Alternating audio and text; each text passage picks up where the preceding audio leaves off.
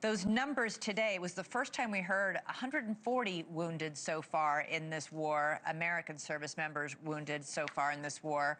Up until now, we'd heard just 8. We can only expect the numbers to go up, right?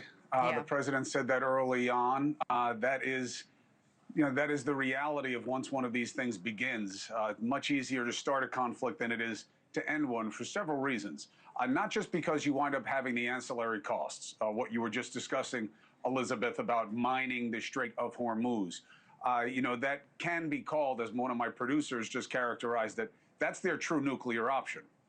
They don't have nukes per se, but keeping that waterway defunct is exactly that, because think about what the remedy is. Well, we're bombing the boats.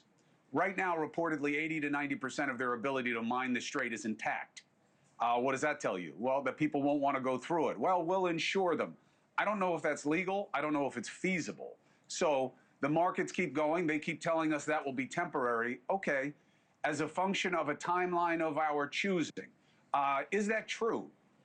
We know who got to say when this begins, but who gets to say when it ends? The regime is saying, well, we don't want to negotiate.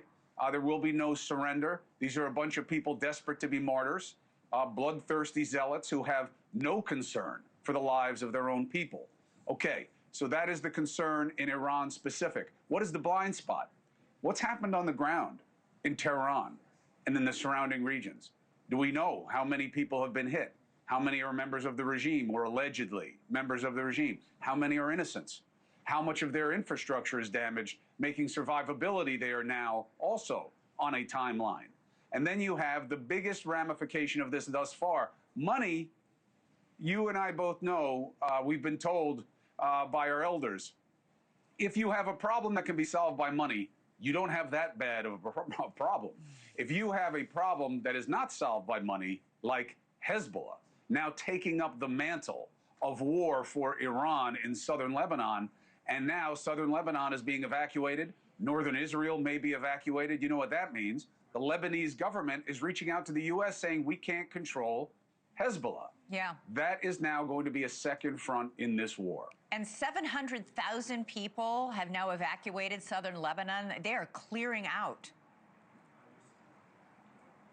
Yes, because that has become what the Israelis will argue is an illegal base of operation for the terror organization. But I think that the most dramatic change that we've seen is the Lebanese government, and specifically what they call the LAF, the Lebanese Armed Forces, that were supposed to take over for Hezbollah. That's part of the deal we signed last year. You know, the U.S., I say we because the U.S. is the liaison on that.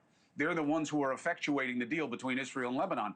For the government to say to the U.S., we cannot control Hezbollah, that tells you that starting was one thing, ending may be something very different.